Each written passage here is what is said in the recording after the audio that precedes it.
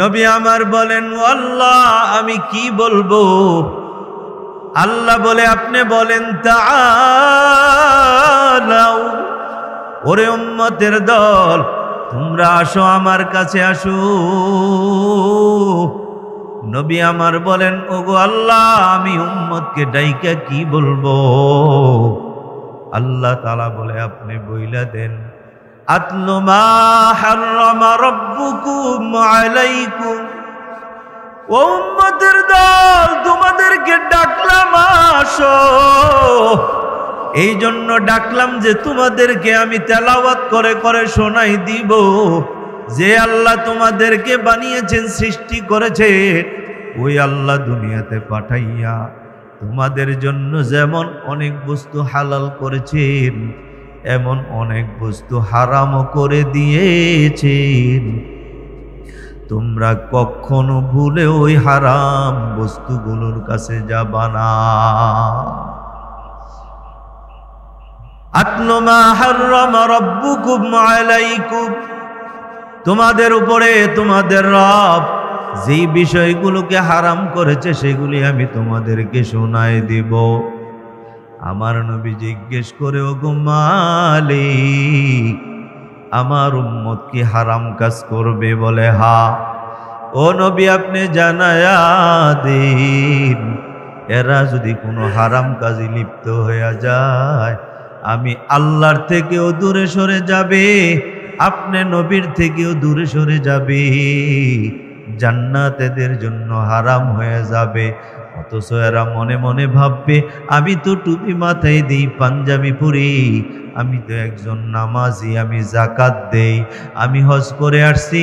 আল্লাহ পাক বুঝাই দিলেন, নবীগো যদি এত কিছু করার পরেও আপনার কোনো উম্মত আমি আল্লাহর হারাম করা কোনো কাজের মধ্যে লেগে থাকে, কোনো একটা হারাম কাজের দ্বারাই হতে থাকে, আমি আল্লাহর সাক্ষাৎ তো পাবেই না, আমি আল্লাহর জান্নাত তার জন্য হারাম হয়ে যাবে। ইবাদত করা তো সহজ, আজান দিল, ওযু করলাম, মসজিদে আসলাম, নামাজ পড়লাম। আল্লাহর কসম আমার আর আপনার এই নামাজের দ্বারা আমার কোনো ফায়দা হবে না, আমার আর আপনার তাহাজ্জুদে কোনো ফায়দা হবে না, আমার আর আপনার ইশরাক আউয়াবিনের দ্বারাই কোনো ফায়দা হবে না। যদি আমার আর আপনার দ্বারাই কোনো হারাম কাজ হয়, আল্লাহর কসম তুমি হাজী হইতে পারো, যদি তোমার দ্বারা হারাম কাজ হয় তোমার হজ তোমাকে নাজাত দিতে পারবে না। তুমি যদি যাকাত দানকারী হও আর তোমার দ্বারা যদি হারাম কাজ হয়, এই যাকাত আল্লাহ তোমাকে নাজাত দিতে পারবে না।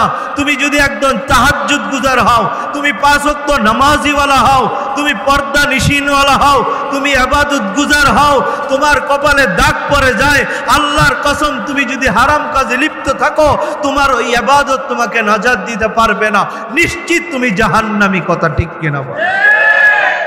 এই জন্য দোস্ত আল্লাহ তাআলা বলেন, নবী আপনি বইলা দেন যে আমি তোমাদেরকে তেলাওয়াত করে করে শুনিয়ে দেব আল্লাহ তাআলা তোমাদের উপরে কোন জিনিসগুলো হারাম করেছে।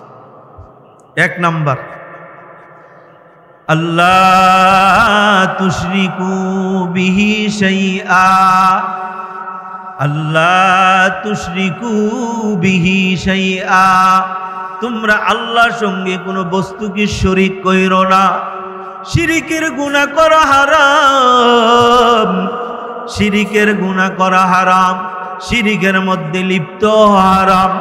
আল্লাহর কসম করে বলে যাই বাবা, তুমি যদি নামাজ পড়তে পড়তে কপালে দাগ পনিয়ে ফেলো, হাঁটুর মধ্যে কর পনিয়ে ফেলো, হাতের মধ্যে কর পনিয়ে ফেলো, আল্লাহর কাছে কাঁদতে কাঁদতে চোখের পানি শুকায় ফেলো, আর যদি তুমি শিরিক নামক হারাম গুনার মধ্যে লিপ্ত থাকো, আল্লাহর কসম ও মুসল্লি শোনায়া যায়, তুমি যত বড়ই মুসল্লি হও না কেন, তুমি যত বড়ই আশিক নবী হও না কেন, তোমার মধ্যে যদি শিরিক নামক গুনাহ থাকে, আল্লাহর কসম ওই নামাজ আর রোজা হজ যাকাত দ্বারা তুমি কোনোদিন আমার মাওলার জান্নাত পাবা না।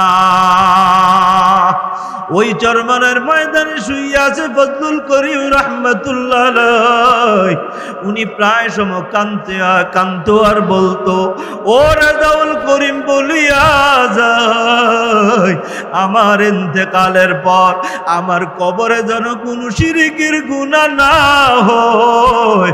জীবদ্দশা অবস্থায় জীবন বাজি রেখেও চেষ্টা করেছি আমার দ্বারা যেন কোনো শিরকের গুনাহ না হয়, আমার মাধ্যমে যেন কোনো শিরকের গুনাহ চালু না হয়। আমি ওসিয়ত করে যাই, নসিহত করে যাই। ওরে রাজাউল করিম শক্ত করে বলে যায়, আমার ইন্তেকালের পর আমি তো কাউকে বাধা দিতে পারবো না, আমি ওই কবরে একা একা শুইয়া থাকবো।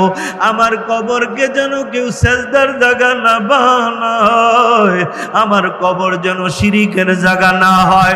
এই চরমনার ময়দান যেন, এই চরমনায় মাদ্রাসা যেন শিরিকের কোনো আড্ডাখানার কারখানা না হয়, এখানে যেন কোনো শিরিকের গন্ধ না থাকে।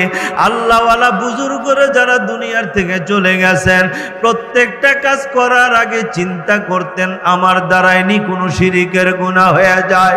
এরে আল্লাহর বান্দা শুনিয়া লো, যদি 70 বৎসর 80 বৎসর তুমি ইবাদত করো, একটাও যদি শিরিকের গুনাহ করে ফেলো, ওই একটা শিরিকের গুনার কত পাওয়ার জানুনি? তোমার আমার 60-70 বৎসর ইবাদত 1 মিনিটের মধ্যে জ্বালিয়ে পুড়িয়ে সারকার করে দিবে।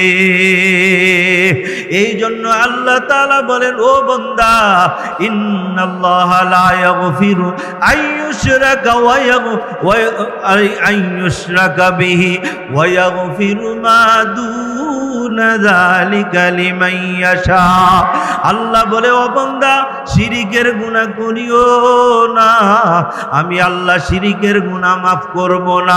এই শিরিকের গুনাহ ছাড়া অন্য কোনো গুনাহ আমি আল্লাহ চাইলে তোমার মাফ করে দিব। লোকমান হাকিম তার ছেলেকে উপদেশ দিতে যাইয়া বলেছিল, ওরে বৎস, দুনিয়ার থেকে চলে যাব, যাওয়ার আগে ওসিয়ত করে যাই, নসিহত করে যাই, আল্লাহর সঙ্গে কখনো শিরিক করো না, কারণ শিরিকের গুনাহ বড় মারাত্মক গুনাহ। ইয়া বুনাইয়া লা তুশরিক বিল্লাহ ইন্নাশ শিরকা লাযুলমুন আযীম। লোকমান হাকিম সন্তানকে শিরিক না করার উপদেশ দিল। আমার আল্লাহর কাছে এই ওসিয়ত বড় পছন্দ হয়ে গেল।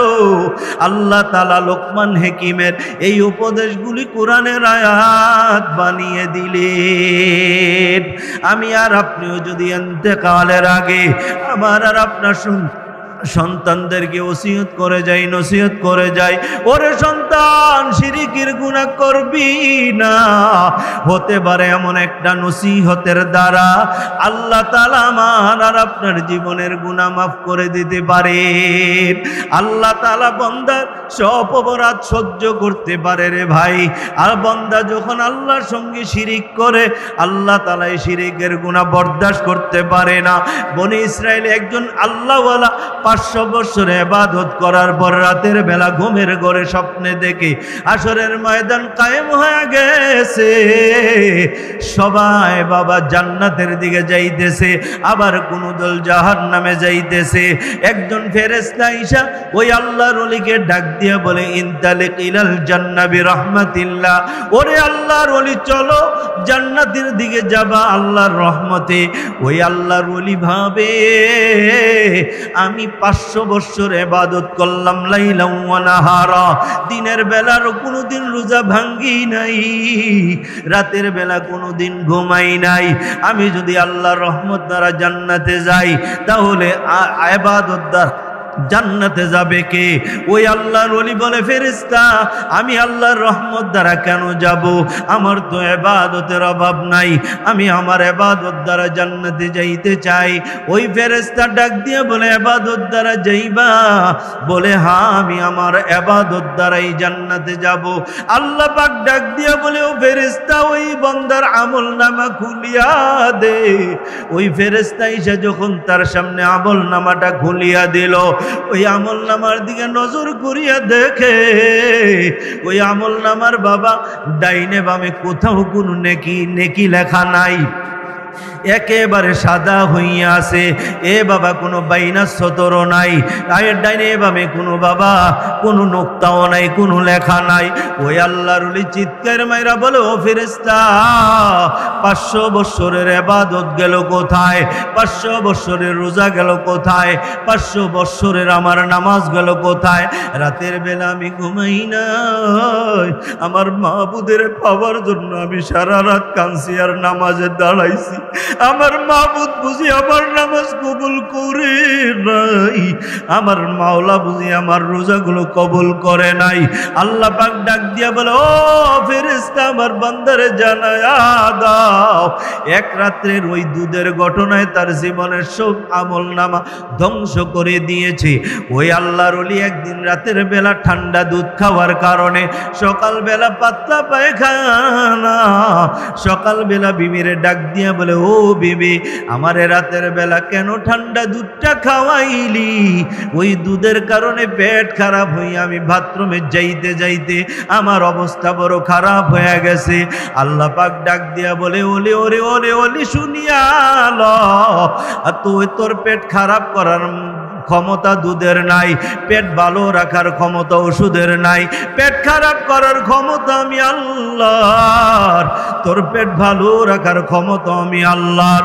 আমার ক্ষমতা দুধকে দিয়া শিরিকের গুনাহ করছো, ওই একটা শিরিকের গুনার কারণে তোমার বিগত 500 বছরের ইবাদত ধ্বংস হয়ে গেছে। এই জন্য আমার নবী বলেন, ওরে মুআজ লা তুশরিক বিল্লাহ, জীবনে কোনোদিন আল্লাহর সঙ্গে শিরিক করবা না। ইনকুতিতা হুররিকতা, যদিও তোমাকে শিরিকের গুনাহ করানোর জন্য টুকরা টুকরা করে ফেলা হয়, আগুনে তোমাকে জ্বালাইয়া দেওয়া হয়, এরপরেও তুমি শিরিকের গুনাহ করবা না। আমাদের মাঝে শিরিকের গুনাহ আছে না নাই? জমির পাশে যায় দাঁড়ায় বলি, হ্যাঁ যদি এই ওষুধটা না দিতাম জমিনটা নষ্ট হয়ে যেত। জমিকে ওষুধে রাখলো না আল্লাহ রাখলো।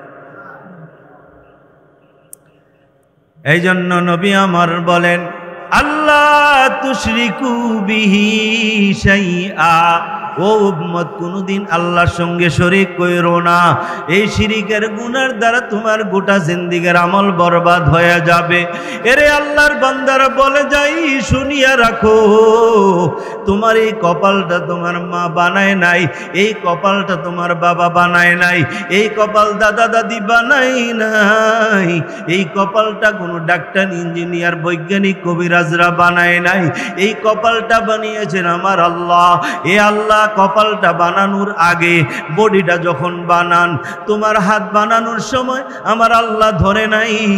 আল্লাহ পাক বলছে কোন হাত হয়ে যাও, হাত দুইটা হয়ে গেছে। পাওগুলো বানানোর সময় আল্লাহ ধরে নাই। আল্লাহ বলছে কোন পাও হয়ে যা, দুইটা পাও হয়ে গেছে। চোখ কান নাক বানানোর সময় আল্লাহ ধরে নাই।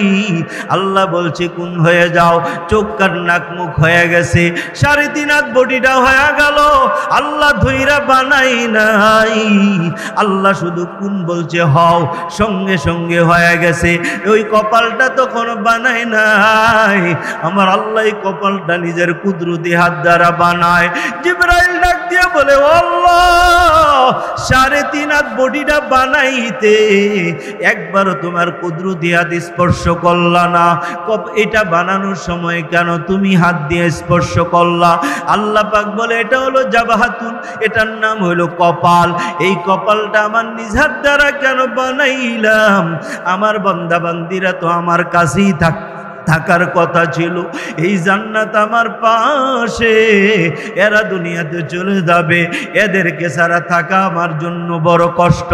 এই কপালটা এই জন্য নিজের হাতে বানাইলাম, দুনিয়া যাইয়া জমিনের মধ্যে এরা কপাল দিয়া সেজদা করবে, এই কপাল দিয়া গায়রুল্লাহকে সেজদা করবে না, কোনো কবরে সেজদা করবে না, মাজারে সেজদা করবে না, কোনো পীরের পায়ে সেজদা করবে না।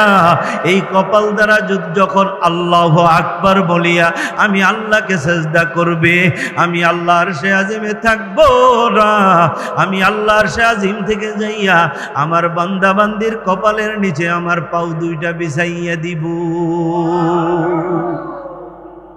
এই কপাল দিয়া মানুষ ভিন্ন জায়গায় সেজদা করেনি। এগুলি ইহুদি নাসারাদের একটা চক্রান্ত, এগুলি ইহুদি নাসারাদের কি চক্রান্ত। মুসলিমকে যতদিন পর্যন্ত শিরিক হারামের গুনায় লিপ্ত করাইতে না পারবে ততদিন পর্যন্ত এদের ঈমান দুর্বল করা যাবে না, ঈমানের মধ্যে দাগ পরাইতে পারবে না, ঈমানকে এরা নরম করতে পারবে না। এই জন্য এরা বিশাল সুদূর প্রসারী টার্গেট নিয়ে আমার আর আপনার মাঝে এরা বিভিন্ন ধরনের আমাদের মতো হুজুর বানায়া পীর বানায়া সাজায়া পাঠাই দেয়। এরাই আমাদেরকে আইসা বিভিন্ন শিরিক বেদাত হারাম কাজের মধ্যে লিপ্ত করায়, কখনো নেক্সুরতে কখনো বৎসুরতে। আজকে যেই দিন আপনারা বলছেন, আজকের দিনটা গেছিল পহেলা বৈশাখ। কি বৈশাখ? পহেলা বৈশাখ। এই পহেলা বৈশাখ এটা বাঙালি সংস্কৃতি না, এটা বাঙালিদের এটা কোনো সংস্কৃতি না, এটা হিন্দুদের একটা সংস্কৃতি। আমাদের সংস্কৃতি বানানোর জন্য এরা বিভিন্ন কলা কৌশল করে আজ মুসলমানের সন্তানকে এর মধ্যে ঢুকায় দিচ্ছে।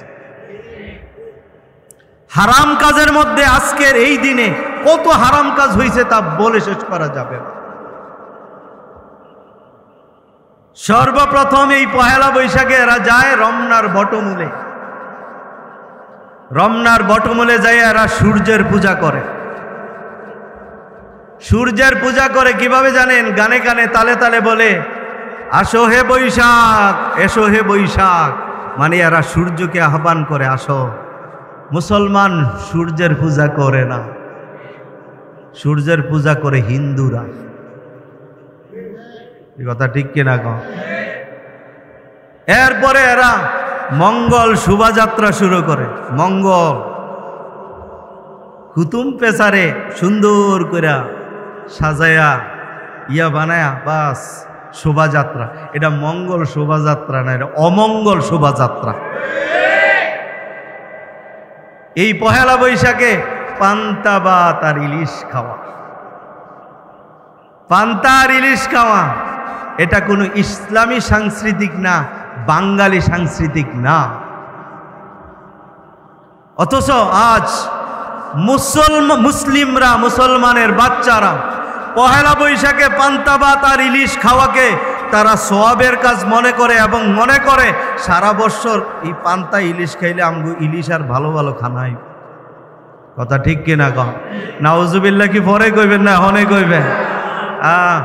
মুসলমান শুনে যায়, শুনে রাখো, তুমি যদি একজন নামাজি হও, তুমি যদি একজন হাজি হও, আর হাজি হইয়া মুসলিম হইয়া টুপিওয়ালা হইয়া পাঞ্জাবিওয়ালা হইয়া এই পহেলা বৈশাখ যদি পহেলা বৈশাখ পালনার্থে তুমি যদি ওই পান্তা ভাত আর ইলিশকে সারা বৎসরের ভালো খানার উছিলা মনে করো, আর রমনার বটমূলের সেই আহ্বানকে একটা সাংস্কৃতিক মনে করো, মঙ্গল শোভাযাত্রাকে এটা বাঙালি সাংস্কৃতিক মনে করো, আমি বলে যাই শুনে রাখো, লেখা রাখো, অন্তরে বসায় রাখো, তোমার নাম আর মুসলিমের খাতায় থাকবে না, ঈমানওয়ালাদের খাতায় থাকবে না, তোমার নামটা একজন হিন্দুর খাতায় চলে যাবে, হারামখোরের খাতায় চলে যাবে।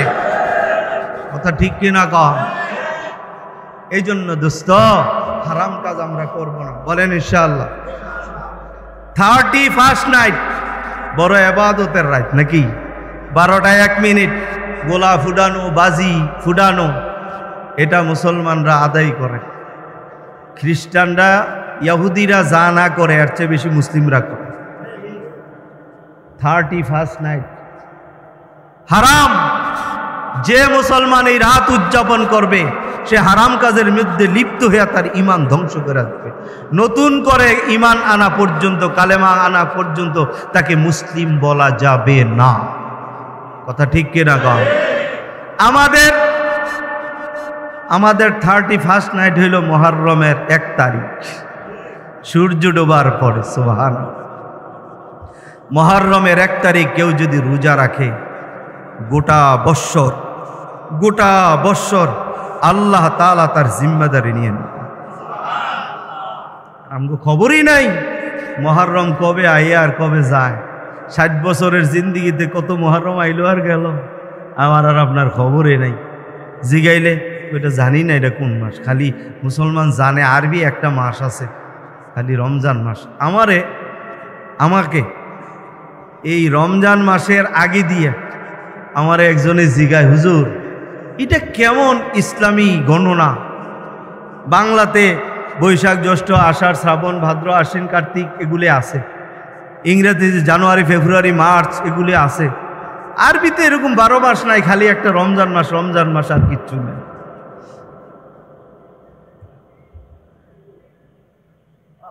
কি বুঝলেন? এটার নাম মুসলমান। আর ওই এক হুজুরের একটা বয়ান শোনার সময় শুনছিলাম, হুজুরের মুসল্লি চিনে না। তো এইটা শোনার পরে এইবার আমিও এই পরিস্থিতির মোকাবেলা করছি। সবে কদর গেছে না? আমার একজনে জিগায়, হুজুর এই সবে কদরের নামাজ যেন কয়টায়? আমি কই, তোমার বাসা কোথায়? এই মসজিদ থেকে কয়েকটা বাসা পরে। তো আমারে হঠাৎ করে জিগাইল, আমি তো আইসি নতুন, আপনি কোন এলাকার থেকে আইছেন? আমার জিগা আপনি কোন এলাকার থেকে আইছেন? এখানে তো অনেক দূর দূরান্ত থেকে মানুষ হয়, আপনি কোন এলাকার থেকে আইছেন? অথচ আমি ওই মসজিদ ইমামতি করে আজকে 22 বছর। জিগা আপনি কোন এলাকার থেকে আইছেন? ওই যে আজকে নামাজের রাইতে আয়া পড়ছি তো। হায়, এই জন্য দোস্ত হারাম কাজ আমাদের যার দ্বারাই যেন না হয়। হারাম কাজ কোন কাজগুলো হারাম, এগুলি আমরা বিছড়িয়ে বাইর করার দরকার। এগুলি উম্মতের সামনে আমরা পেশ করি না, আমরা শুধু পেশ করি যা ওয়াজের নামে আওয়াজ, কথা যেগুলি বলার দরকার নাই সেগুলি উম্মতের সামনে বইলা উম্মতের বিভ্রান্তির মধ্যে ফালাই দেয়। ওই এক বক্তা এখন নামছে, সাহাবায়ে কেরামরা সত্যের মাপকাঠি না। তুই কি আর ওয়াজ পাস না বেটা মৌলবি? সাহাবায়ে কেরামরা সত্যের মাপকাঠি না, এটাই এখন তার ওয়াজ। অথচ আল্লাহ তাআলা কোরআনুল কারীমে বলেন, আমিনু কামা আমানান নাস। সাহাবায়ে কেরামরা যেমনি ঈমান আনছে তোমরা সেইভাবে ঈমান আনো। ঈমান আনার ব্যাপারে মানদণ্ড স্বয়ং আল্লাহ দিয়ে দিলেন।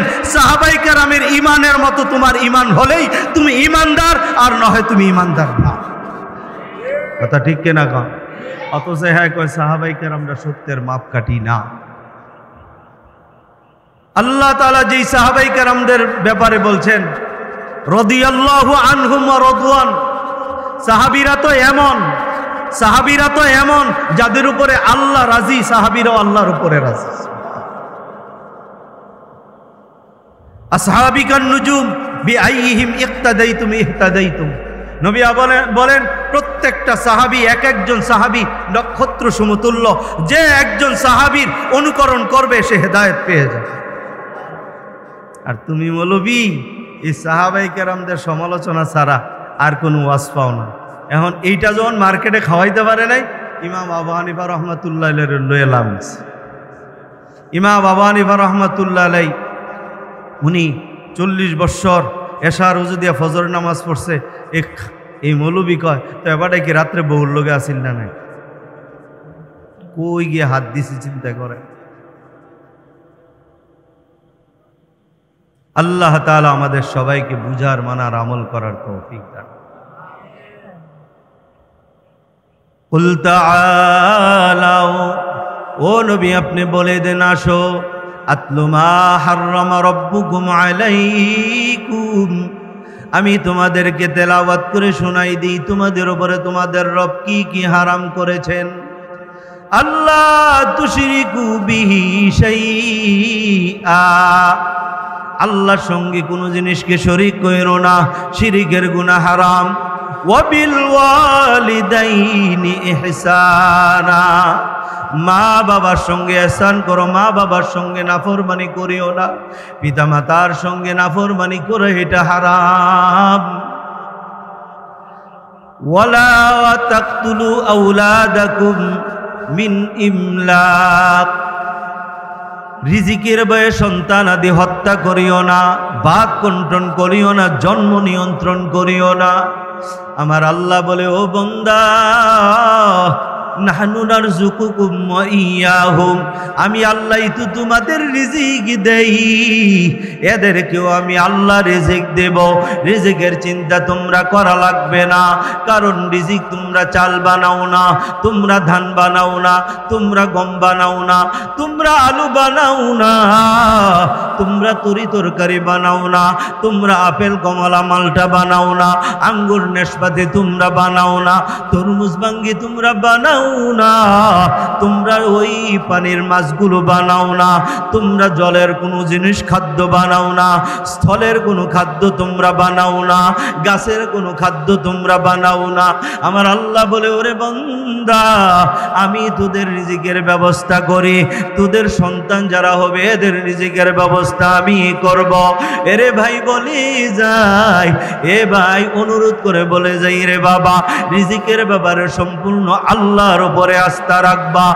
এরপরেও যদি আস্থা রাখার পরেও যদি দেখেন ঘরের মধ্যে অভাব ছাড়ে না, টাকা পয়সার মধ্যে কোনো বরকত নাই, প্রত্যেক দিন ফজরের নামাজে পড়িয়া সুবহানাল্লাহি ওয়া বিহামদিহি 100 বার পড়ো, আর আসরের নামাজের পর সুবহানাল্লাহি ওয়া বিহামদিহি 100 বার পড়ো, এইভাবে পড়তে থাকো।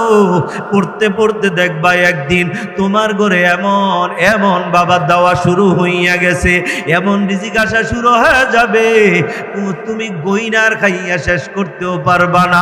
নবীর এক সাহাবী আল্লাহর নবীর কাছে যাইয়া বলেন, নবী গো, ঘরে এত অভাব, ঘরের মধ্যে এত অভাব, 3 দিন 4 দিন পর্যন্ত চুলা আগুন ধরে না। নবী বলেন, পড়তে থাকো সুবহানাল্লাহি ওয়া বিহামদিহি। ওই সাহাবী চলে গেল, দ্বিতীয় কোনো প্রশ্ন করলো না, এইটুকু আমল নিয়ে চলে গেল। 1 বছর পরে নবীর হাতে আইনা অনেক যাকাতের মালামাল দিল। নবী আমার জিজ্ঞেস করলেন, ওরে সাহাবী, আজ থেকে 1-1.5 বছর আগে আমার কাছে তুমি অভাবের অভিযোগ নিয়ে আসলা, আজকে আবার তুমি যাকাত দিতে আসছো। সাহাবী বলে, ইয়া রাসূলুল্লাহ, আপনি যে একটা আমল দিয়েছিলেন সন্দেহ করি নাই, আমি ঈমানের সহিত যাই আমলটা শুরু করলাম। আল্লাহ তাআলা এত সম্পদের মালিক বানায়া দিলেন, আমার উপরে এখন যাকাত ফরজ হয়ে গেছে। এ বাবা, কোনদিন বাবা সুদের মতো মারাত্মক গুনার কারবারে লিপ্ত হবেন না। সুদ খাওয়াকে আমার আল্লাহ তাআলা হারাম করেছেন। আল্লাহ তাআলা বলেন, আহাল্লাল্লাহুল বাইআ ওয়া হাররামার রিবা, আল্লাহ তাআলা সুদকে হারাম করেছেন, ব্যবসাকে হালাল করেছেন। এ বাবা, আগেরকার যুগে, জাহিলি যুগে লোকগুলো বলতো, ইন্নামাল বাইউ মিসলুর রিবা, সুদ তো এটা ব্যবসার মতোই, ব্যবসা যদি হালাল হয় সুদ কেন হারাম হবে? আল্লাহ তাআলা বলে, না না না, আহাল্লাল্লাহুল বাই'a ওয়া হাররামার রিবা, অথচ আল্লাহ সুদকে হারাম করেছেন আর আল্লাহ তাআলা ব্যবসাকে হালাল করেছেন। এরা বলে সুদ তো ব্যবসার মতোই, কোনদিন সুদের কারবারে লিপ্ত হবেন না। আমার অনেক ভাইয়ারা আছে, দোকানদারি করতে যাইয়া ব্যাংক থেকে লোন আইলা, ওই দোকানের ব্যবসা শুরু করে, না না না না ভাই, ওই লোন হইল এটা সুদ, সুদের টাকা দিয়া ব্যবসা করা হারাম, হারাম কাজের মধ্যে লিপ্ত হবা না। বিল্ডিং করার জন্য আমার কত ভাই ওই ব্যাংক থেকে বাবা লোনে টাকা আনে, ওই লোনের টাকা দিয়া বাড়ি বানায়। না না বাবা ভাইয়া, অনুরোধ করে বলে যায়, লোনের টাকা দিয়া কোনোদিন বাড়ি বানাইবেন না, দোকানের বিট বানাইবেন না, মার্কেট বানাবেন না। এখন বলবেন, হুজুর এখন তো নিয়ে আসছি, কি করব? শরীয়তের মাসআলা হলো কেউ যদি ওই সুদের টাকা দিয়া যাকে লোন বলেন ওই লোনের টাকা দিয়া বাড়ি বানাইয়া থাকে, দোকানপাট বানাইয়া থাকে, এ বাবা নিজের কোনো ব্যবসা প্রতিষ্ঠান দাঁড় করাইয়া থাকে, শরীয়তের মাসআলা হলো অতি তাড়াতাড়ি টাকা পরিশোধ করিয়া দাও, অতি তাড়াতাড়ি টাকা পরিশোধ করিয়া দাও। কারণ এই সুদের গজবের কারণে কোনো না কোনো দিন বাবা তোমার বাড়ি ধ্বংস হইয়া যাবে, তোমার মাল ধ্বংস হইয়া যাবে, তোমার এই ব্যবসা থাকবে না। দেখো না আজকে কত বড় বড় কোম্পানিগুলোতে মাঝে মাঝে এমনি আগুন লেগে যায়। এ বাবা বসুন্ধরা গ্রুপের সিটিতে আগুন লাগলো।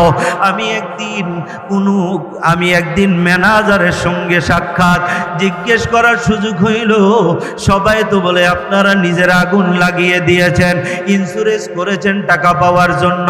ম্যানেজার বলে কসম খোদা আগুনে পুড়লে যা পাবো এর চাইতে আরো কোটি কোটি গুণ ক্ষতি আমাদের হইয়া গেছে। আগুন কেমনে লাগছে জানি না। এ বাবা আল্লাহ তাআলার কোরআন বলে ইয়ামহাকুল্লাহুর রিবা ওয়া ইউরবিস সাদাকাত, সুদ মালকে ধ্বংস করিয়া দেয় আর দান মানুষের মালকে বৃদ্ধি করিয়া দেয়। এ বাবা তুমি সুদের দ্বারা, সুদের টাকা দ্বারা বাড়ি বানাইছো, দোকান জোড়াইছো, তোমার ব্যবসা প্রতিষ্ঠান খাড় করাইছো, ছেলের বিদেশ পাঠাইছো। এ বাবা অতি তাড়াতাড়ি টাকা পরিশোধ করে দাও। এ বাবা যদি জায়গা বিক্রি করা লাগে এরপরেও তাড়াতাড়ি বিক্রি করে বাবা পরিশোধ করে দাও। কারণ হতে পারে আল্লাহ পাকের কোরআনের হুকুম তোমার বাড়ির উপরে, দোকানের উপরে, ব্যবসা প্রতিষ্ঠানের উপরে এসে যেতে পারে, কোনো না কোনো কারণে আগুন লেগে যেতে পারে। গত পরশুদিন না এর একদিন আগে জানি দেখলাম প্রাণ কোম্পানির ওই চিপস কোম্পানিতে বিল্ডিংটাতে আগুন ধরে গেছে। কেমনে ধরছে এরা নিজেরাও বলতে পারে না। পুড়তে পুড়তে পুড়তে একেবারে কারখানা পুরে সারকার হয়ে গেছে। আগুন নিবানোর হাজার চেষ্টা করেও পারে নাই। এ বাবা যখন সব কিছু শেষ হয়ে গেল এরপরে আগুন নিভে গেল। গাজীপুরে গার্মেন্টসে আগুন লাগা দেখছি, কত চেষ্টা করলো আগুন নিভাবার জন্য, পারে নাই। আল্লাহ পাকের পক্ষ থেকে গজবের আগুন কোনোদিন নিভানো যাবে না। ওই লঞ্চ পানির উপরে চলে রে বাবা, যেই পানি দিয়া মানুষ আগুন নিভায়। দেখলাম লঞ্চ পানির উপরে আছে, চলতেছে, আগুন লেগে গেল। ওই আগুনে কত মানুষ পুড়িয়া গেল। একটা বাবা তার সন্তানকে বুকে ধারণ করিয়া ওই আগুনের সঙ্গে বাবা সন্তান দুজন পড়িয়া গেল। এ বাবা এইভাবে কত মানুষ পড়ে গেল। পানির উপরে লঞ্চের মধ্যে আগুন, এরপরে আগুন নিভাইতে পারে না, লঞ্চটা পরে সারকার হয়ে গেল।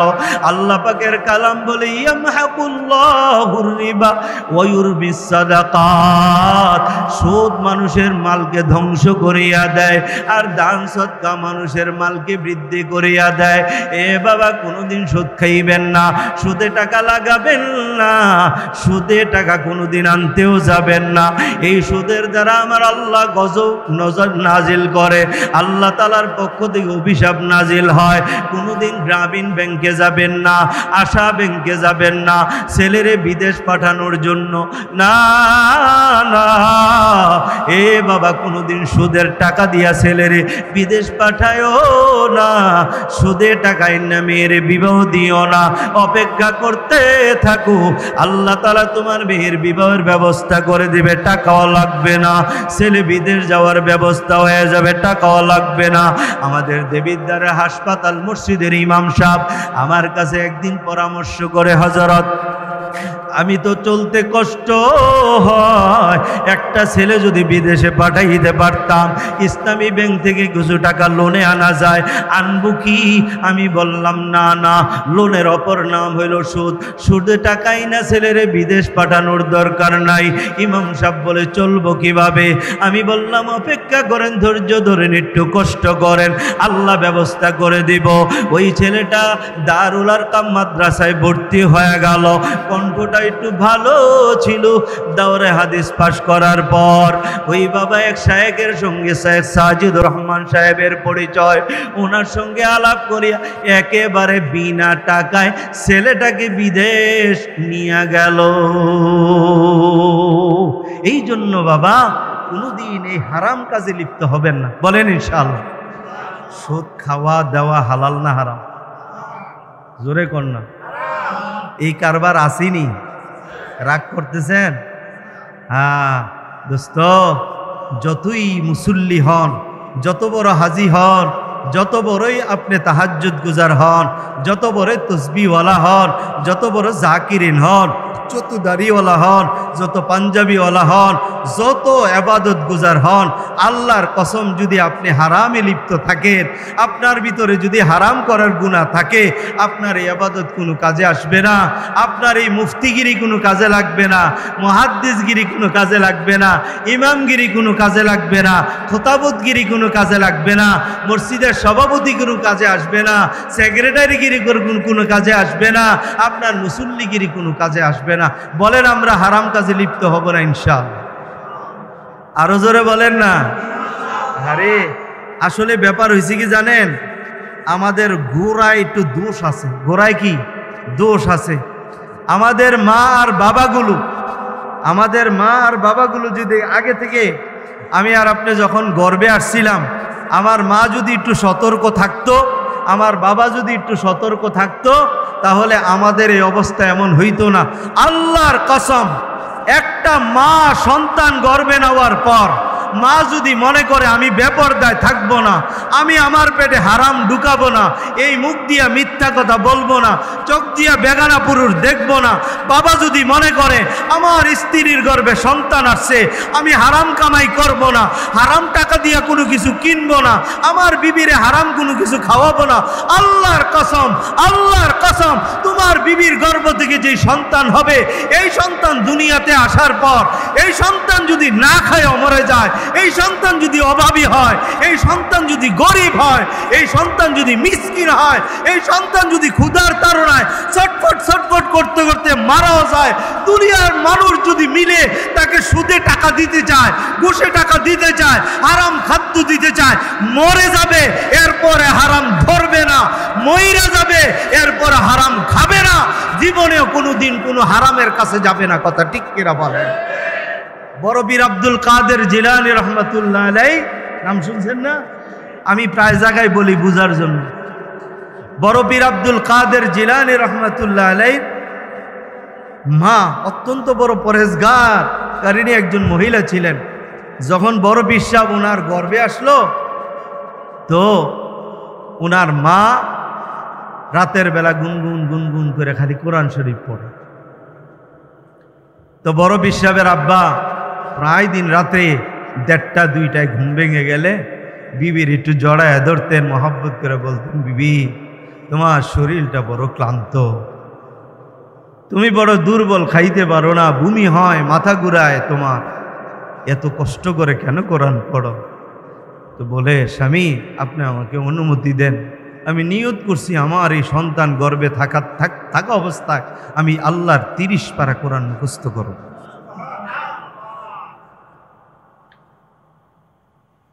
এই বড় পীর আব্দুল কাদের জিলানী রহমতুল্লাহ আলাইহি যখন ভূমিষ্ঠ হইলেন, একটু হাঁটতে চলতে বলতে শিখলেন, তো ওনাকে একটা নুরানি মাদ্রাসায় নিয়ে যাওয়া হয়েছে। হুজুরকে বলছে, হুজুর আমার সন্তানটাকে আপনি একটু আলিফ বাতাসা পড়াই দিয়েন, কায়দা আমপারাটা পড়লে এরপরে বড় মাদ্রাসায় নিয়ে ভর্তি করাবো। হুজুর বাচ্চারে নিয়ে কোলে বসাইছে।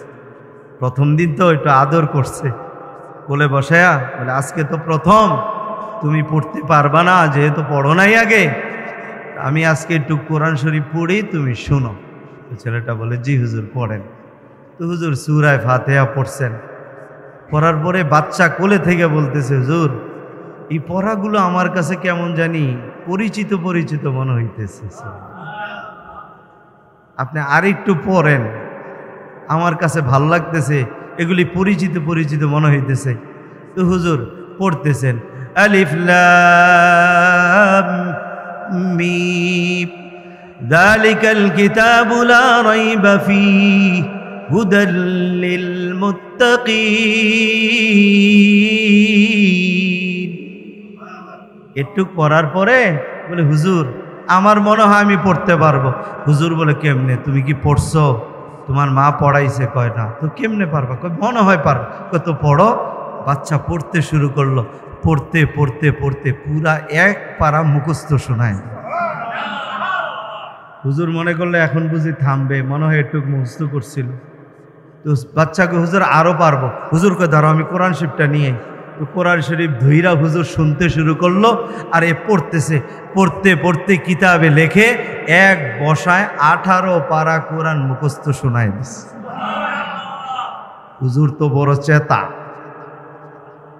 ওর বাপ কয়ে গেল, আরে ওর মা কয়ে গেল ওরে আলিফ বাতাসা পড়াইতে, আর ও পুরা কোরআনের হাফেজ।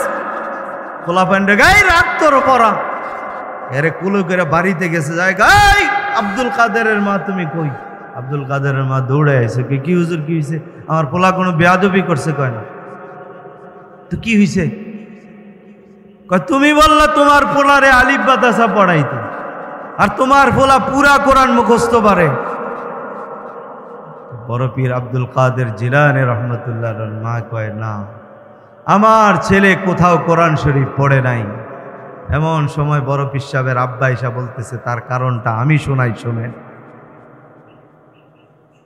আমার এই সন্তান যখন আমার বিবির গর্ভে আসছে, বড় পীর আব্দুল কাদের জিলানীর বাবা বলে, আল্লাহর কসম আমি আমার বিবিকে এক লোকমা হারাম খানা খাওয়াই নাই। সুবহানাল্লাহ। আমার বিবির মুখে আমি একটা লোকমা হারাম কোনো লোকমা দেই নাই। আমি যখন রাত 11টা 12টা বাজতো, কখনো কখনো আসতে, দরজায় নক করার সঙ্গে সঙ্গে দরজা খুলে যেত। আমি জিজ্ঞেস করতাম, বিবি তুমি কি ঘুমাও নেই? আমার বিবি বলতো, আমার জান্নাত আমার স্বামী, আমার জান্নাত আমার স্বামীর কাছে, আমার জান্নাত বাহিরে থাকবে, আমি ঘুমিয়ে থাকবো তা হতে পারে না। আপনি যতক্ষণ না আসেন আমি দরজাতে পিঠ লাগায়া দাঁড়ায়া দাঁড়ায়া ঘুমাই। আপনি টোকা দিতে দেরি হয়, দরজা খুলতে যেন দেরি না হয়। সুবহানাল্লাহ। দেরি হইলে কি হবে? আপনার মনে কষ্ট হবে। আপনি কষ্ট পাইলে আমি যতই ইবাদত করি না কেন আমি জাহান্নামী যাব, আমি জাহান্নামী, এতে নিশ্চিত, এতে সন্দেহ নাই। তাই আমি হতে চাই নবীর স্ত্রী খাদিজার মতো। আল্লাহর নবীও বলেছিলেন, আমি যখনই ঘরে যাই, যায় দেখে আমার খাদিজা পিঠ লাগায়া দরজার সঙ্গে দাঁড়ায় দাঁড়ায় ঘুমায়। আমি আমার খাদিজারে জিজ্ঞেস করছিলাম, খাদিজা তুমি কি রাতের বেলা ঘুমাও না? বলে, নবী আপনি বাহিরে থাকবেন, আমি খাদিজা ঘুমাবো? এটা কখনো হতে পারে না। বড় পীর সাহেবের মাও বলে, আমি ওই খাদিজার মতো একজন স্ত্রী হতে চাই। বলে, হুজুর আমি একদিন আমার বিবির কাছে বলেছিলাম, বিবি তুমি আমার এত খেদমত করো, শেষ রাতে তাহাজ্জুদের সময় দুনিয়ার মানুষগুলো ঘুমায়, তুমি প্রত্যেক দিন 3টার সময় আমারে জাগায়া দাও, তুমি আমারে জাগায়া দাও। আমি জাগলে পরে আমারে তুমি ওযু করার জন্য গরম পানি আগায়া দাও। আমি জিজ্ঞেস করলে বলো, আমি আপনার আধা ঘন্টা আগে উঠা আপনার জন্য গরম পানি করে রাখছি, আপনার খেদমতের জন্য। সুবহানাল্লাহ। আমি একদিন জিজ্ঞেস করলাম, বিবি আমার মনটা বড় ভালো, আজকে এই শেষ রাত্রে আমার কাছে একটা কিছু চাও, আমি তোমাকে দিয়ে দিব। ওরে বিবি ওয়াদা দিলাম, আজকে যদি আমি আমার কলিজাটা চাও, আমি তোমারে আমার কলিজাটা খুলিয়া দিয়ে দিব। আমি তোমার খেদমতে বড় খুশি গো স্ত্রী। আমার স্ত্রী সেদিন বলেছিল, স্বামী গো দুনিয়া চাইলে দুনিয়া দিবেন, এটা আমিও জানি। দুনিয়া দিয়ে বলেন না আমি কি করব? এই দুনিয়া ছেড়ে তো একদিন চলে যাব। দুনিয়ায় কেউ থাকতে পারে না, আমিও থাকতে পারবো না। ওগো স্বামী, আমি যেদিন মারা যাব আমার কানের জিনিসগুলি খুইলা রাইখা দিবেন, গলার চেনটাও খুলে রেখে দিবেন, আমার গায়ের জামাগুলি নিয়েও কবরে যাইতে দিবেন না। এই দুনিয়া দিয়ে আমি কি করব? দুনিয়া আমি চাই না। আমার খেদমতে যদি আপনি রাজি হন, আল্লাহর কাছে দোয়া করেন, ও গো মালিক, আমি আমার বিবির খেদমতে রাজি, তুমি আমার বিবির গুনাহ মাফ করে দাও। যেদিন কবরে শুয়ে যাবে, আমার বিবির কবরটা তুমি জান্নাতের আলোতে আলোকিত করে দিও। হুজুর, ওই দিন আমি আমার বিবির জন্য কেঁদে কেঁদে দোয়া করেছিলাম, আর এই দোয়াটাও করেছিলাম, ও আল্লাহ, আমার বিবি বড় কষ্ট করে কোরআন মুখস্থ করতেছে, আমার বিবির কোরআন মুখস্থটা তার গর্ভের সন্তানের উপরেও আসর ফালায়া দাও। জানি না আমার আল্লাহ দোয়া কবুল করছে কি না। দিয়া বলে হা হা হা। দুনিয়াতে আরেকবার প্রমাণ হয়ে গেল, স্বামী যদি স্ত্রীর জন্য দোয়া করে, আমার আল্লাহ দোয়া ফিরায় না। আরেকবার প্রমাণ হয়ে গেল, আপনি যে দোয়া করেছেন, আল্লাহ তাআলা সেই দোয়া কবুল করেছে। আপনি কয়বার মুখস্থ করেছিলেন? বলে আমার সন্তান গর্ভে থাকা অবস্থায় যেই দিন আমি 18 নম্বর পারাটা মুখস্থ করলাম, সবকের পারা আমার স্বামীর শোনাইলাম, ওই দিনে আমার কাদের দুনিয়াতে জন্মগ্রহণ করেছি। হুজুর ডাক দিয়া বলে, ও মা, তোমারে শোনা যায় স্বামীর দোয়া স্ত্রীর জন্য কবুল হয়, এটার আর একটা জ্বলন্ত প্রমাণ। তোমার আব্দুল কাদের, তুমি যেমন 18 পারা গর্বে নিয়ে মুখস্থ করেছো, তোমার আব্দুল কাদের ওই গর্বে করে 18 পারা কোরআন মুখস্থ করে দুনিয়াতে আসছি। আমার পর্দার আড়ালের মা অনুরোধ করে বলে যাই, রে মা, জীবনে কোনোদিন স্বামীর মনে কষ্ট দিবা না, স্বামীর মনে ব্যথা দিবা না, স্বামীর সাথে তুমি অন্যায় করবা না রে মা। স্বামী যদি একটু কটু বাক্য বলে ধৈর্য ধারণ করো, এই সবুরের দ্বারা আল্লাহ তাআলা তোমাকে ওলিয়ত্ব দান করে দিবেন, এমন সন্তান দান করবে রে মা, স্বামীর দোয়ার কারণে, যেই সন্তানের দিকে তাকাইলে তোমার চোখ শীতল হইয়া যাবে। এই দুনিয়ায় কত সন্তান আছে মা, তাকাইয়া দেখো, সারা দুনিয়ার মানুষ ওই সন্তানের জন্য পাগল। ওই সন্তানের খোঁজ খবর নিয়ে দেখো, ওই বিবিটা, ওই মাটা তার স্বামীর খেদমত করিয়া, স্বামীর মনতুষ্টি অর্জন করিয়া, স্বামীর দোয়া নিয়া এই সন্তান দুনিয়ায় ভূমিষ্ঠ করছে। আল্লাহ পাকের রহমতে এখন সন্তান বড় মুআদ্দব, সন্তান বড় অনুগত। এই সন্তান পৃথিবীর শ্রেষ্ঠ সুন্দরী নারী পাইলেও জীবনে কোনোদিন এই মারে আর বাবারে ভুলে যাবে না। কথা ঠিক কিনা বলে? আজ বাবা বাংলাদেশের ওই বৃদ্ধাশ্রমগুলিতে চাইয়া দেখো, কত ইংরেজি শিক্ষিত বড় বড় ডাক্তার, কত বড় বড় ইঞ্জিনিয়ার, কত বড় বড় ডিগ্রিদার, এরা কেউ থাকে আমেরিকা, কেউ থাকে লন্ডন, কেউ থাকে জাপান, কিন্তু এদের সন্তানেরা মা বাবার খবর নেয় না। ওই মা আর বাবার বৃদ্ধাশ্রমে দিয়ে দিয়েছে। সাংবাদিক এক বৃদ্ধ বাবারে বৃদ্ধাশ্রমে যাইয়া জিজ্ঞেস করে, আপনার কি কোনো সন্তান নাই? উনি কাঁদতেছে আর বলতেছে, হা হা, আমি একজন বড় অফিসার ছিলাম, আমার বাড়ি আছে, আমার ঘর আছে, আমার টাকা আছে, আমার সন্তান আছে, কোথায় ওই সন্তানেরা? ওই লোকটা বলে, আমার সন্তান এখন আমেরিকায় থাকে, ছেলের বউ আমার খেদমত করতে পারবে না, ছেলে অফিস নিয়ে ব্যস্ত, আমার খেদমত করতে পারবে না, এই জন্য আমার বৃদ্ধাশ্রমে দিয়ে দিয়েছে। ওই বাড়িতে একা একা জীবন কাটানোর চেয়ে এই বৃদ্ধাশ্রমে আরও কিছু বুড়া বুড়ি আছে, এদের সঙ্গে সময়টা কাটাই। আবার অনেক সন্তান আছে আমাকে কয়েকদিন আগে বাবা এক আলেম উনি আমার সঙ্গে দেখা হওয়ার পরে বলে, ও বাইদি সাহেব বিভিন্ন জায়গায় ওয়াজ করেন, আমি আপনাকে একটা ঘটনা শোনাই। ওনার মসজিদের এক মুসল্লি, ওনার বড় ভক্ত, ওনার 4 ছেলের মধ্যে 3 ছেলেই বাবা ইংরেজি শিক্ষিত। হুজুর বুঝাইলেন যে একটা ছেলের মাদ্রাসায় পড়ার। হুজুরের কথায় ছোট্ট ছেলেটাকে মাদ্রাসায় দিয়েছিল।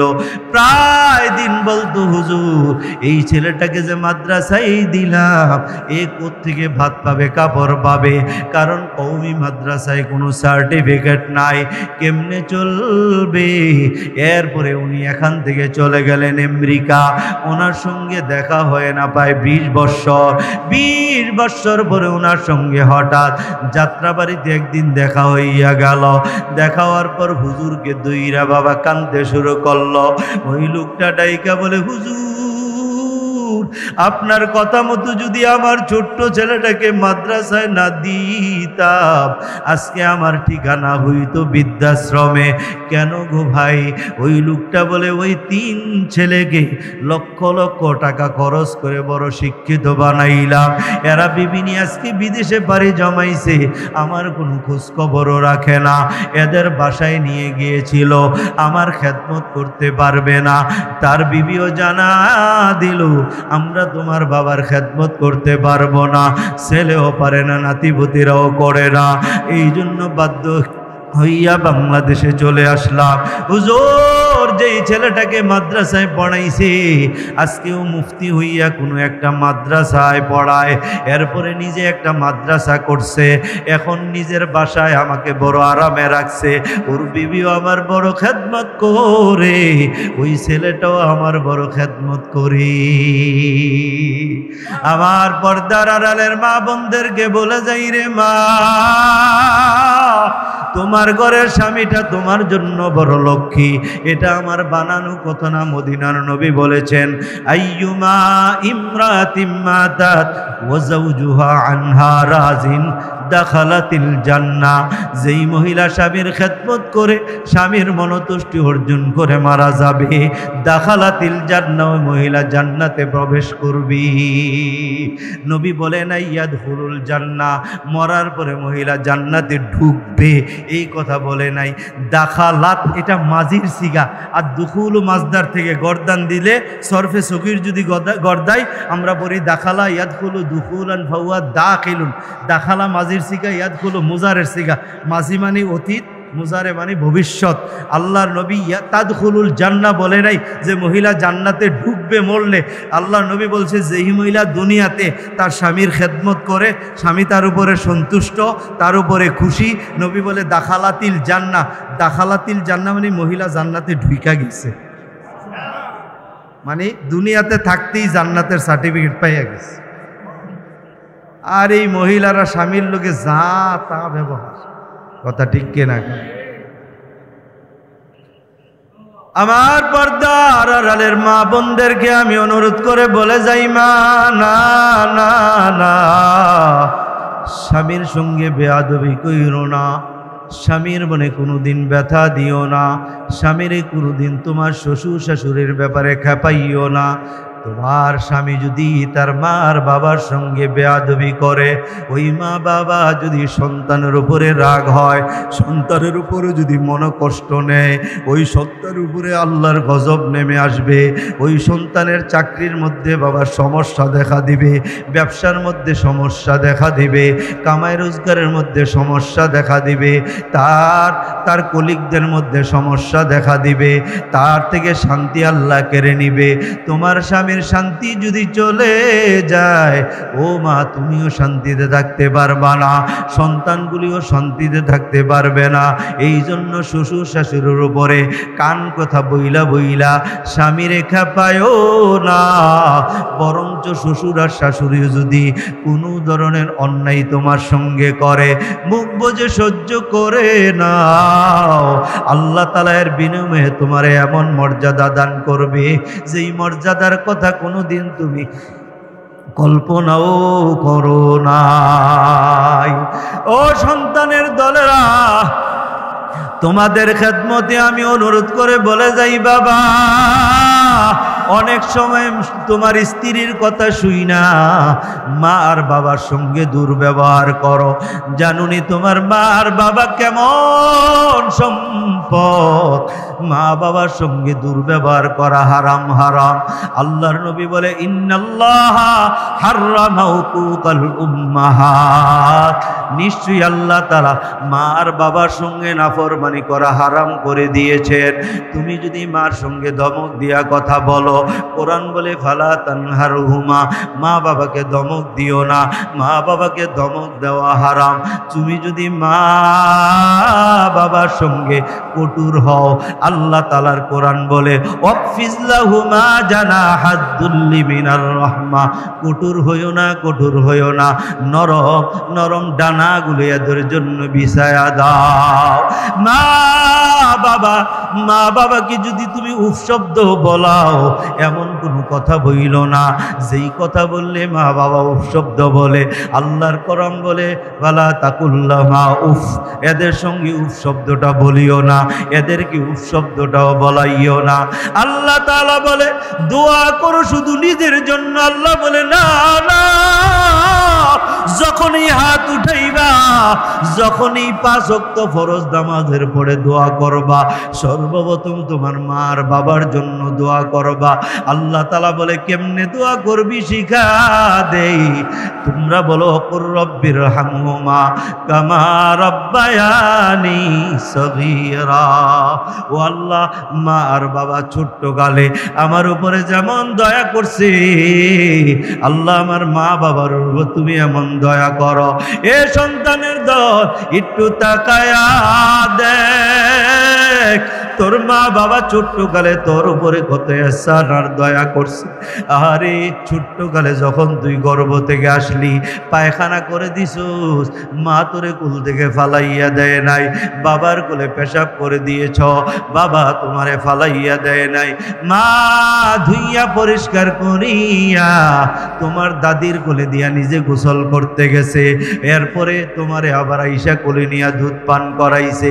রাতের বেলা তুমি চিল্লাইছ, ঘরের সবাই ঘুমায়, তোমার মা ঘুমায় নাই, তোমারে শুকনা জায়গায় রাইখা তোমার মা তোমার পেশাবে ঘুমাইছে। রাতের 2টা-3টার সময় তোর পেটে ক্ষুধা লাগছে, শুধুমাত্র ওয়াও করে যখন আওয়াজ করছ, ওই দুঃখিনে মার চোখে ঘুম, ওই মাটা না ঘুমাইয়া ঘুম থেকে ওইটা তোর মুখে দুধের বোটা ঢুকাইয়া তোরে দুধ পান করায়া তোর পেট ঠান্ডা করিয়া তারপরে মা শুইছে। ওই মার কথা কেমনে ভুলবি? আল্লাহ তাআলা বলে এই জন্য আমি আল্লাহর কাছে মা আর বাবার জন্য সর্বপ্রথম যখনই দোয়া করি, দোয়া করবা রব্বির হামহুমা কামা রব্বায়ানি সগীরা। এই দুনিয়া যত ওলি হইল, মা আর বাবার খেদমত আর দোয়া নিয়া ওলি হইল। এই দুনিয়ায় যত পয়সাওয়ালা তার পয়সা স্থায়ী করলো, মা আর বাবার দোয়া নিয়া স্থায়ী করলো। আমাদের বাবা কুমিল্লা জেলা মুরাদনগর থানায় একজন এমপি ছিল, বাবা কাইকুবাদ, মার বড় ভক্ত, মার দোয়া ছাড়া সে কোথাও যায় না। আজকে যদিও বাংলাদেশে এমপি নাই, অনেক দিন পর্যন্ত নাই, কিন্তু তার মার দোয়া। ওই সৌদি আরবে আমি যাইয়া দেখছি একজন এমপির যত মর্যাদা, এর চেয়ে তো আরো বেশি মর্যাদায় সেখানে আল্লাহ তাকে রাখছি। এ বাবা, দুনিয়ার ইতিহাস তাকাইয়া দেখো সন্তানের দল। আজকে দুনিয়া টাকা, টাকার মালিক হইয়া ওই বৃদ্ধা মা বাবার কথা ভুলে গেছ। এদের গালটা বটে গেছে, চামড়া বটে গেছে, দেখতে সুন্দর লাগে না। তোমার বিবিরে দেখতে বড় সুন্দর লাগে, টান টান চামড়া।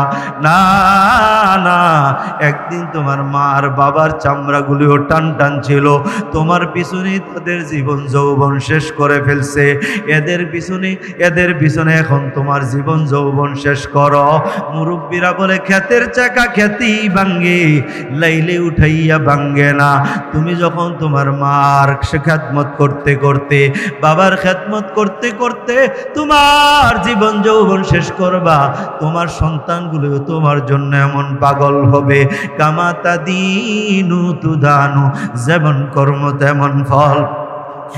আমার নবীর জামানায় ওই ইয়ামান দেশে করণ নামক এলাকায় একজন নবীর আশেক, ওয়াইস করুনি নবীর জন্য বড় পাগল। নবীর কাছে আসবে, নবীরে দেখা ঈমান আনবে, নবীরে দেখবে, নবীর সাহাবী হইয়া যাবে। কারণ একজন সাহাবীর কত দাম, আমার নবী কত সাহাবীর মর্যাদা বয়ান করছেন। নবী আমার বলেন আসহাবিকান নুজুম, আমার সাহাবীরা হইল তারকা সমতুল্য। বিআইহিম ইক্তাদাইতুম বিহতাদাইতুম, যে একজন সাহাবীর অনুসরণ করবে আমি আল্লাহ তাআলা তাকে হেদায়েত দিয়ে দিবে। এইভাবে আল্লাহ তাআলাও সাহাবায়ে কেরামদের কত মর্যাদা কত ফজিলত বয়ান করলেন। একজন আল্লাহওয়ালা আহমদ ইবনে হাম্বল রহমাতুল্লাহ আলাইহি জিজ্ঞেস করেছিল, একজন আল্লাহর ওলি উনি পানিতে দাঁড়াইয়া নামাজ পড়ে, বাতাস দিয়ে উনি উড়াই যাইতে পারে, ওনার মর্যাদা বেশি নাকি নবীর সাহাবীদের মর্যাদা বেশি? আহমদ ইবনে হাম্বল রহমাতুল্লাহ আলাইহি বলেন, একজন মানুষ যদি ইবাদত করতে করতে এমন বড় ওলি হইয়া যায়, উঠতে উঠতে আসমানে চলে যায়, নদীর পানির উপরে নামাজ পড়তে পারে, যা বলে তাই হয়ে যায়। এরপরেও নবীর একজন আদনা সাহাবী যুদ্ধের ময়দানে যে ঘোড়া দৌড়াইছে, ওই ঘোড়ার পায়ের খুরে লাইগা যে বালু ঘুরে উঠছে, ওই বালুর সমানও তার দাম হবে না। ওয়াইস করুনির ভিতরে একটা জ্বলন্ত ইয়ার হয়ে গেল, আমি মদিনায় যাব, নবীর কাছে যাইয়া নবীর চেহারা দেখব, আমি নবীর সাহাবী হব। সাহাবীর মর্যাদা বড় বড় বেশি, কিন্তু ওয়াইস করুনির বাবা নাই, একজন বৃদ্ধা মা আছে, মার খেদমত করার মতো কেউ নয়।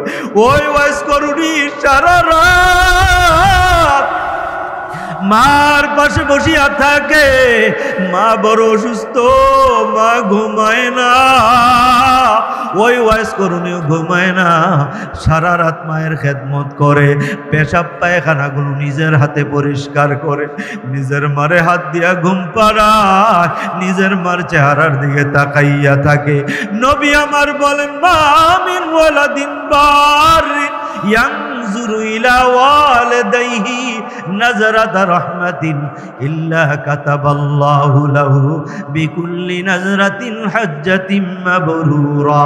যেই সন্তান মার বাবার চেহারার দিকে একবার রহমতের নজর দিয়া তাকাবে, আল্লাহ তাআলা প্রতি নজরে নজরে একটা কবুল হজের সওয়াব দান করবেন। ওয়াইস করুনি সারা রাত ঘুমায় না, মায়ের চেহারার দিকে তাকাইয়া থাকে, আর ডাইকা বলে, ওরে মালিক, আমার এই মায়ের খেদমতের জন্য আমি নবীর দরবারে যাইতে পারি না, দিনের মধ্যে বড় জ্বালা। ওই মদিনার নবীর চেহারা পূর্ণিমার চাঁদের চেয়ে বড় সুন্দর।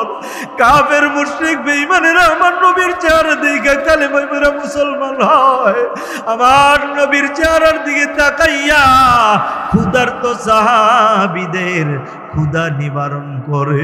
ওই নবীর চেহারা দেখতে যাইতে পারি না, একমাত্র আমার মার খেদমতের জন্য।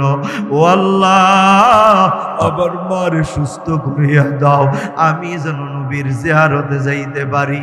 এ বাবা, মার খেদমত করতেছি, দিলের মধ্যে জ্বলন, নবীর কাছে যাইতে পারেন, একটা চিঠি লিখলো, ওগো নবীজি, আমার একজন বৃদ্ধা মা আছে, এই বৃদ্ধা মাকে দেখাশোনার করার মতো কেউ নাই, কিন্তু আপনার কাছে যাবার জন্য আমার দিল বড় পাগল। আপনার জিয়ারতে যাব, আপনাকে দেখব, আমি সাহাবী হব। সাহাবীর মর্যাদা বড় বেশি। আমি কি আপনার খেদমতে আসতে পারি, নাকি আমার মার খেদমতে থাকব? নবীজির হাতে যখন ওয়াইস কুরুনির চিঠি যাইয়া পৌঁছল, ওয়াইস কুরুনির চিঠি পাইয়া আমার নবী অপর পৃষ্ঠায় জবাব লেখলেন, ও ওয়াইস কুরুনি, আমি নবীর কাছে তোমার আসার দরকার নাই, আমি দোয়া করে যাই, আল্লাহ তাআলা তোমার মর্যাদা বাড়িয়ে দিবে।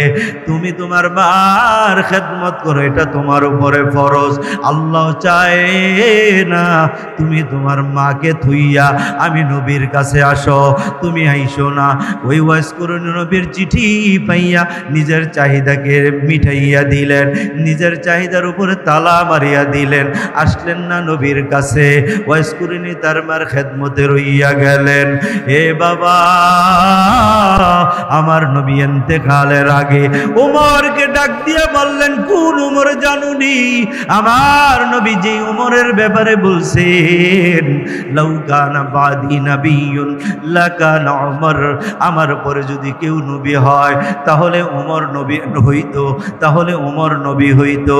ও নবীর নবুয়তের দরজা যেহেতু বন্ধ, কিয়ামত পর্যন্ত আর কেউ নবী হবে না।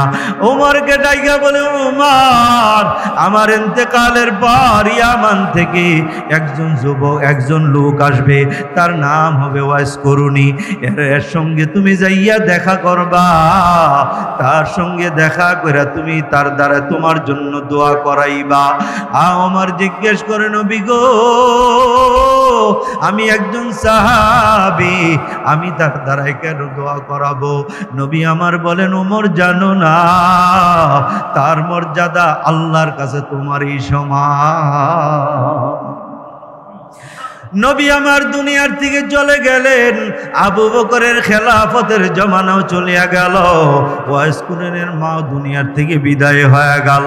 ওয়াইস আল করনি ওই একদল হাজী সাহেবের সঙ্গে বাবা মক্কায় গেলেন হজ করার জন্য। ওমর খবর নিতেছে, ওই কাফেলা কোন কাফেলার সঙ্গে, ইয়ামান থেকে কোন কোন কাফেলা আসলো, আসতেছে।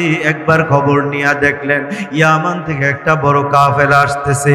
ওমর রাদিয়াল্লাহু তাআলা আনহু খলিফাতুল মুসলিমিন, উনি নিজে আগাইয়া গেলেন বর্ডারের কাছে। ওই কাফেলার সঙ্গে দেখা হইয়া গেল, নাম জিজ্ঞেস করলেন, তোমাদের মাঝে কি এমন কোনো ব্যক্তি আছে যার নাম ওয়াইস কুরুনি? লোকেরা বলল, হা হা, ওই যে লোকটা, তার নাম ওয়াইস কুরুনি। ওমর রাদিয়াল্লাহু তাআলা আনহু তার কাছে গেলেন, যাইয়া বললেন, ও ওয়াইস কুরুনি, তুমি আমি ওমরের জন্য একটু দোয়া করো।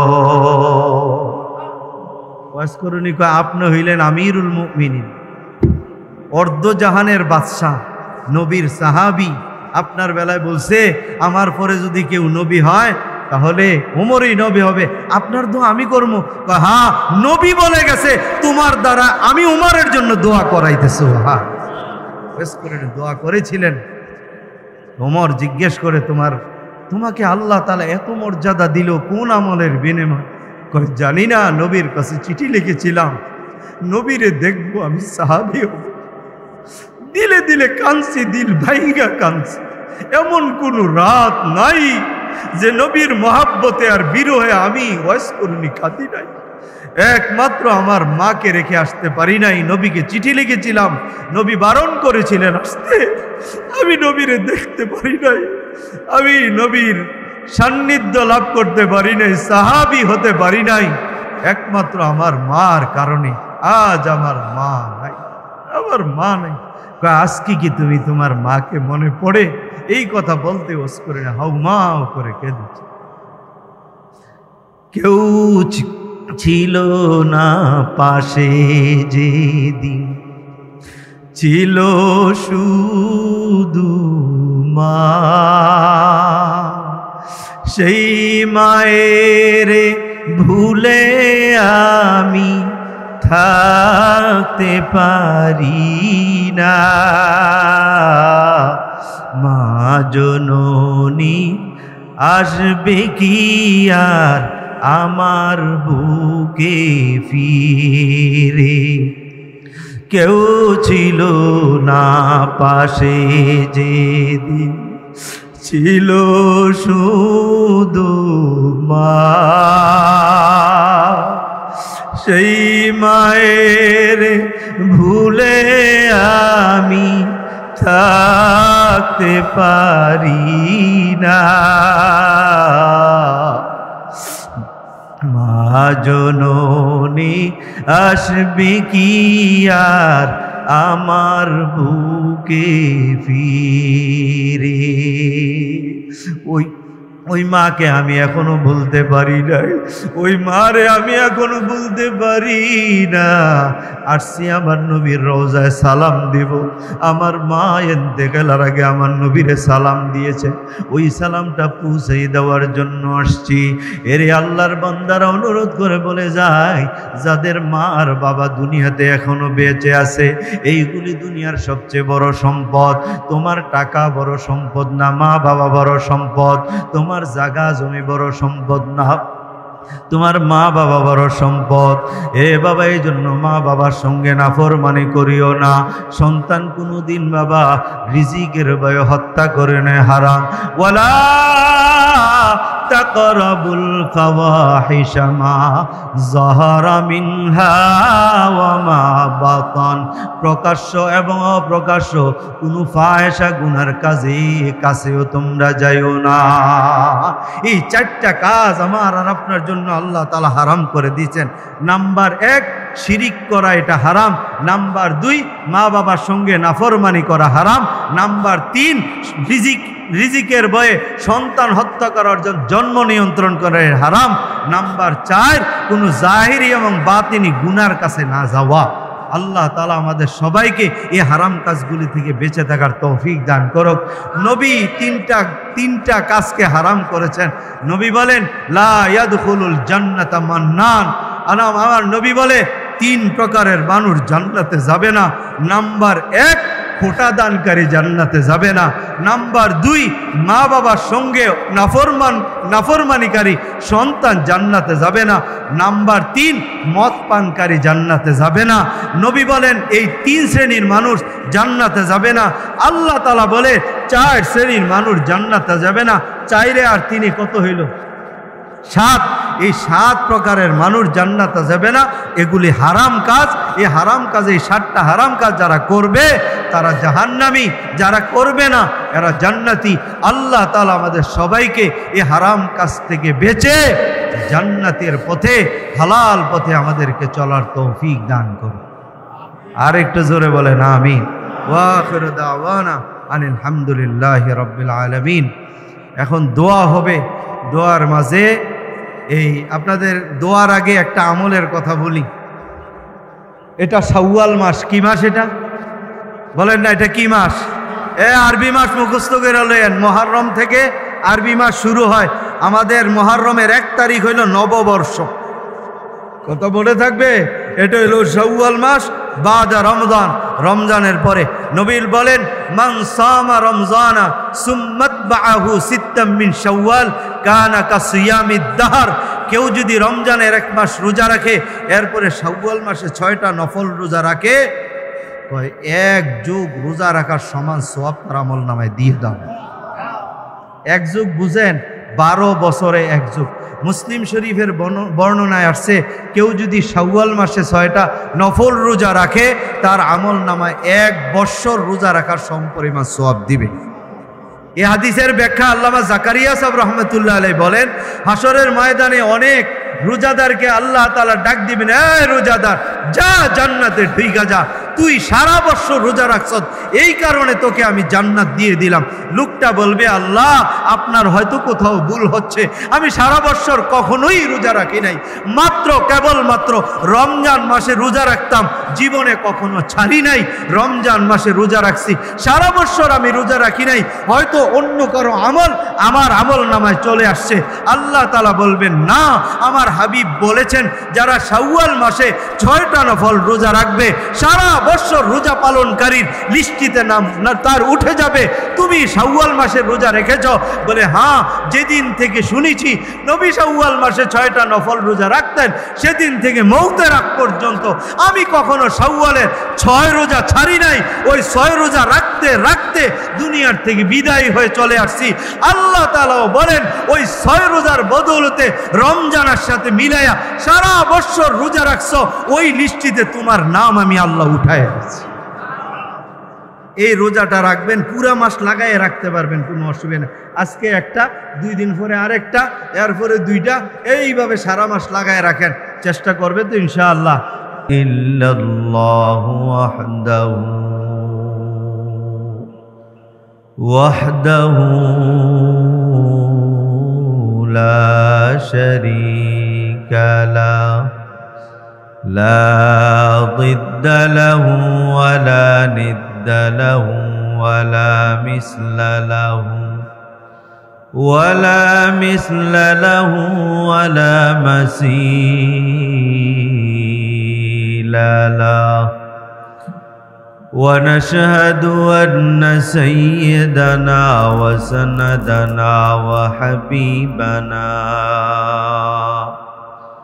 وحبيب ربنا وطبيبنا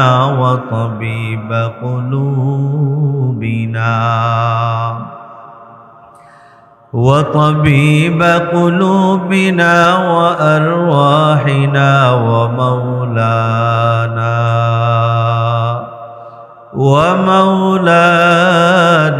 وأولانا محمدا عبد الله ورسوله أرسله الله بالحق بشيرا ونذيرا وداعيا إلى الله بإذنه وسراجا منيرا. أما بعد فقد قال الله تعالى في كلامه المجيد: بسم الله الرحمن الرحيم. قل تعالوا أتلو عليكم ربكم ألا تشركوا به شيئا وبالوالدين إحسانا ولا تقتلوا أولادكم من إملاق نحن نرزقكم وإياهم ولا تقربوا الفواحش ما ظهر منها وما بطن صدق الله العظيم. وقال صاحب القرآن عليه الصلاة والسلام: لا يدخل الجنة منان ولا عاق ولا مدمن خمر أو كما قال النبي عليه الصلاة والسلام. إن الله وملائكته يصلون على النبي يا أيها الذين آمنوا صلوا عليه وسلموا تسليما. اللهم صل على سيدنا ونبينا وشفيعنا وحبيبنا ومولانا محمد صلى الله عليه وعلى آله وأصحابه وبارك وسلم.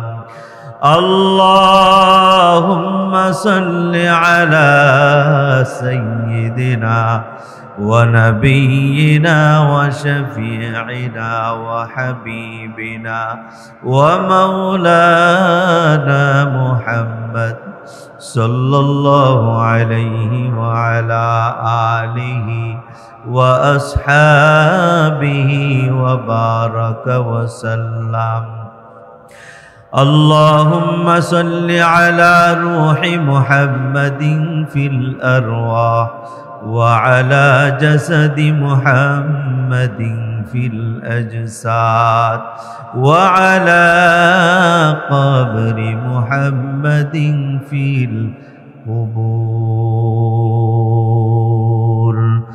ذکر حق آمد غذائے روح را، ذکر حق آمد غذائے روح را، مرحبا مد ای دل مجروح را، مرحبا مد ای دل مجروح را. خیال ما سوا باشد نمارا، خیال ما سوا باشد نمارا، زہر موکون تجلی آشکارا، زہر موکون تجلی آشکارا. فکر باطل کو ہٹا دے دل سے روب، ذکر میں تیرے لگا دے روز و شب. لا الہ الا اللہ، لا الہ الا اللہ، لا الہ الا اللہ، لا الہ الا اللہ، لا الہ الا اللہ، لا الہ الا اللہ، لا الہ الا اللہ، لا الہ الا اللہ، لا الہ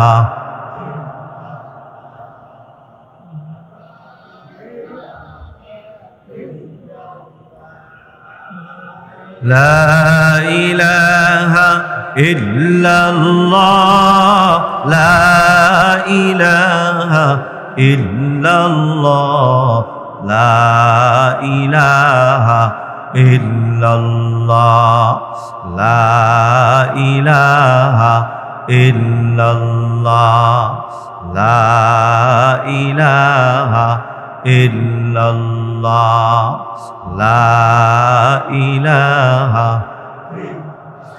لا الہ الا اللہ محمد رسول اللہ. رب اشرح لي صدري ويسر لي أمري واحلل عقدة من لساني يفقهوا قولي. سبحانك لا علم لنا إلا ما علمتنا إنك أنت العليم الحكيم. رب اشرح لي صدري ويسر لي أمري واحلل عقدة من لساني يفقهوا قولي. سبحانك لا علم لنا إلا ما علمتنا ইন্নাকা আনতাল আলিমুল হাকীম।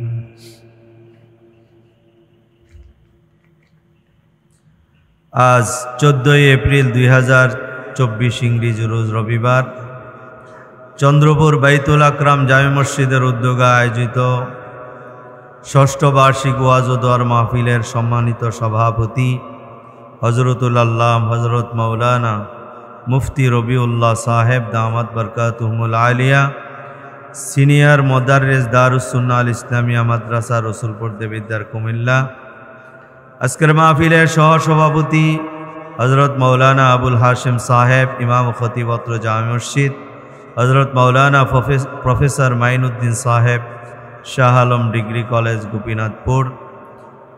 আজকের মাহফিলে আমার আগে যিনারা বয়ান করেছেন, অত্যন্ত সুন্দর বয়ান করতেছিলেন হাফেজ কারি মোহাম্মদ রফিকুল ইসলাম আনসারী সাহেব, পরিচালক জামিয়া ইসলামিয়া মাদ্রাসা, ইমাম খতিব হাজীবাড়ি কেন্দ্রীয় জামে মসজিদ গাজীপুর মহানগর। আর উপস্থিত ছিলেন হযরত মাওলানা মুশাররফ হোসেন বিজয়নগরী, মাওলানা মুফতি রায়হান উদ্দিন জামি, মাওলানা মুফতি কিফায়াতুল্লাহ, মাওলানা হিমায়াতুল্লাহ আল হাবিবি সাহেব সহ দিগার মুআজ্জাজ মুকাররম কাবিল এহতেরাম ওয়ারাসাতুল আম্বিয়া উলামায়ে কেরাম। আমার সম্মুখপানে উপবিষ্ট ইসলাম প্রিয় মুসলমান ভাইয়েরা, পর্দার আড়ালে অবস্থানরত আমার শ্রদ্ধেয়া সম্মানিতা মা ও বোনেরা, আল্লাহ রব্বুল আলামিনের পবিত্র দরবারে লাখো কোটি শুকর ও সুজুদ, যিনি আমাদেরকে দীনী এক মজমা উলামায়ে কেরামদের মজমা কোরআন ও হাদিসের নিসবতে আল্লাহ আল্লাহ নবীর মহাব্বতে আশার বসার কিছু বলার শোনার তৌফিক দান করেছেন। এই জন্য আমরা সকলেই একবার অন্তরের অন্তঃস্থল থেকে আওয়াজ ছেড়ে উচ্চ কণ্ঠে শুকরিয়াতান বলি আলহামদুলিল্লাহ। আমি আপনাদের সামনে কোরআনুল কারীমের একখানা আয়াত, রসুল পাক সাল্লাল্লাহু আলাইহি ওয়াসাল্লামের অসংখ্য হাদিস থেকে একখানা হাদিস তেলাওয়াত করেছি। আল্লাহ পাক যদি তৌফিক দান করেন, অল্প সময়ে তেলাওয়াতকৃত আয়াত ও হাদিসের উপরে কিছু সময় কথা বলার চেষ্টা করব। যে কথাগুলো আল্লাহ তাআলা আমার জবান দিয়ে বের করে দিবেন, আপনারা শুনবেন। আল্লাহ তাআলা যেন আমাকে আপনাদের সকলকে আমল করার তৌফিক দান করেন। আল্লাহ তাআলা বলেন, قل تعالوا أتل ما حرم عليكم قل تعالوا أتل ما حرم ربكم عليكم ألا تشركوا به شيئا قل আল্লাহ তাআলা বলেন, নবী আপনি বলে দেন, কুল নবী আপনি বলেন। নবী কেমন জানি আল্লাহ তাআলাকে বলতে চান, আল্লাহ তুমি তোমার বান্দাদেরকে খাওয়াও, তুমি পড়াও, তাদেরকে পালো, তোমার বান্দাদের প্রতি তুমি হুকুম নাজিল করবা, তো তুমি বলে দাও, তা আমাকে বলার কি প্রয়োজন? আল্লাহ তাআলা বুঝাইতে চান, নবী শরীয়তের যেই বিষয়গুলো আমি আল্লাহর কাছে অতীব জরুরি, অতীব গুরুত্বপূর্ণ, আমি চাই ওই গুরুত্বপূর্ণ বিধানগুলো আপনার মাধ্যমে উম্মতকে শোনায় দিতে, যাতে করে উম্মতেরা মনে করে যেই বিষয়টা আল্লাহ তাআলার পক্ষ থেকে নবীর মাধ্যমে বলাইল, বুঝা গেল এই বিষয়গুলো আল্লাহ তাআলার কাছেও গুরুত্ব, নবীর কাছেও গুরুত্ব, তাই উম্মতেরা সহজে মেনে নিবে, আমলের মধ্যে নিয়ে নিবে। তাই নবী আপনার দ্বারাই আমি বলাইতে চাই, কুল আপনি বলে দেন।